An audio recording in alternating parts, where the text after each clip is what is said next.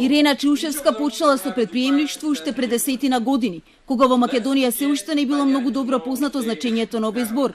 Искуство и начин како да успее побарала во Соединетите Американски држави. Без воопшто закажан состанок, кој што резултираше во тоа да се донесе надпреварот NASA Space Up Challenge, ова организација на Американската агенција за вселенски истражувања NASA во Македонија.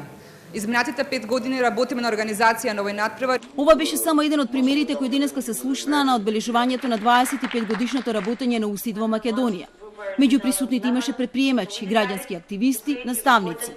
Exactly these types of people that really give me a lot of excitement and encouragement on the future of Macedonia. And we look forward to continuing our presence here in the country.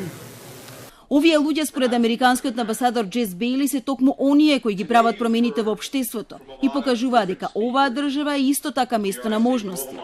Најголемиот проблем на Македонија е да ве задржи вас тука, рече Бейли, според кој генерално младите луѓе не гледаат шанси, но тие треба сами да ги создадат. Оно што според него тие го бараат се вредносите кои институциите на земите со развиени демократии се обидуваат да ги одржат. Macedonia joining NATO, joining these kinds of things really means that Macedonia is a place of democracy, of the rule of law, of economic freedom, of individual liberty, of human rights.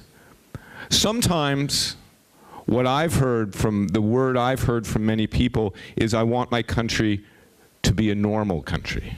That's what they say. I don't really know what a normal country is, but I think they're talking about those kind of values. Според Бейли, младите се обидуваат да успеат со напорна работа, без да се соочат со опасностите од корупција и да добијат соодветно работно место без лични познанства. Ова се вели вредности кои постојано се обидува да ги постигне и Западот.